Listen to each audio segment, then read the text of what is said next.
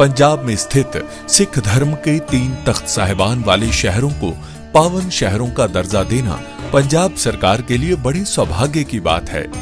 ये शहर है श्री अमृतसर साहिब, श्री आनंदपुर साहिब और तलवंडी साबो। ਇਹ ਤਿੰਨੋਂ ਤਖਤਾਂ ਦੇ ਸ਼ਹਿਰਾਂ ਨੂੰ ਪੰਜਾਬ ਦੇ ਅਧਿਕਾਰਤ ਪਵਿੱਤਰ ਸ਼ਹਿਰ ਵਜੋਂ ਐਲਾਨ ਕਰਨ ਦਾ ਫੈਸਲਾ ਕਰਦਾ।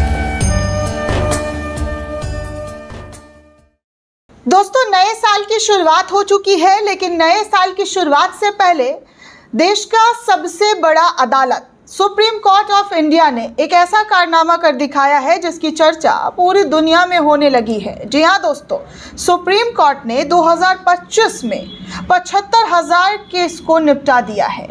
जिन अदालतों पर अक्सर ये सवाल खड़े किए जाते रहे कि देखिए कैसे यहाँ पर न्यायिक प्रक्रिया में देरी होती रही है, लेकिन 2025 में ये जो मिथ था, ये जो आरोप लगते रहे हैं, जो सवाल खड़े होते रहे हैं, वो जो है इस पर सुप्रीम कोर्ट ने वो कर दिखाया जो शायद इससे पहले कभी देखने सुनने को नहीं मिला। 75,000 केसों को 2025 में निपटा दिया गया है। अमेरिका, ब्रिटेन, तमाम मुल्क ऐसी चीज़ों के बारे में सोच नहीं सकता है जो 2025 में सुप्रीम कोर्ट के ज़रिए किया गया है। दरअसल खबरों की अगर मैं बात करूं तो सुप्रीम कोर्ट ऑफ इंडिया ने साल 2025 में 75,000 से भी ज़्यादा केसों को निपटा दिया है। ये इतनी बड़ी संख्या है दोस्तों, जिसके लिए दुनिया की सर्वोच्च अदालतों को सोचना भी मुमकिन नहीं है। ये बात सही है कि भारत की जनसंख्या के मुकाबले ये संख्या बहुत ज़्यादा नहीं है, लेकिन अगर हम आबादी और जजों की संख्या के अनुपात को दुनिया में न्यायपालिका के हालातों से तुलना करेंगे तो ये एक बहुत बड़ा आंकड़ा है, क्योंकि भारत में जनसंख्या के मुकाबले जजों की संख्या विश्व में सबसे कम है। हाल ही में exploring the efficiency and reach of mediation नाम के एक नेशनल कॉन्फ्रेंस में भारत के सॉलिसिटर जनरल तुषार मेहता ने कहा है कि देश में मुकदमों की बढ़ती संख्या को देखते हुए इसे व्यावहारिक समाधान की ओर देखना ज़रूर चाहिए। आपको बता दें दोस्तों कि इसके लिए मीडिएशन सही तरीका हो सकता है। उसके अनुसार उन्होंने दोनों ही पार्टियों को आपसी सहमति पर आने का मौका मिलता है, ना कि परंपरागत तरीके से अदालती लड़ाई लड़ते रहने की।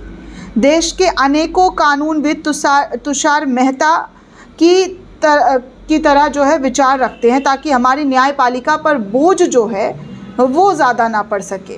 आपको बता दूं दोस्तों कि एक तरफ सुप्रीम कोर्ट ने पिछले साल 75,000 से ज़्यादा मामले निपटाए हैं, तो वहीं तथ्य ये है कि अमेरिकी सुप्रीम कोर्ट में हर साल जो हज़ारों केस दर्ज होते हैं, उसके बारे में कहा जाता है कि उनके बहस के लिए, जी हाँ, उनके बहस के लिए उनके पास मुश्किल से 70 से 80 मामले ही पहुँच पाते हैं।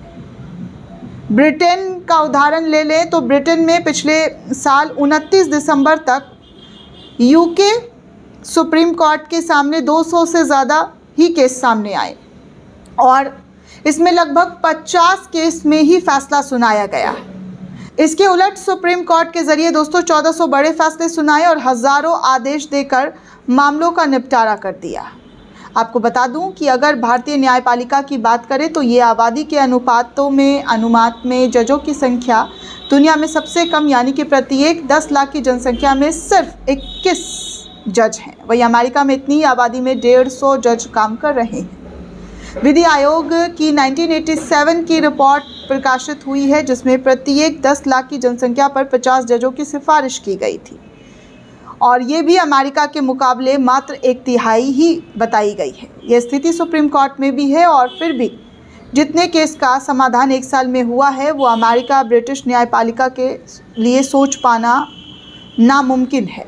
कहा जाता है कि सुप्रीम कोर्ट में अभी जजों की स्वीकृति संख्या 34 है और देश की जनसंख्या करीब 150 करोड़। मानकर अंदाज़ा लगाएं तो लगभग 4.5 करोड़ की आबादी पर सुप्रीम कोर्ट में मात्र 1 जज।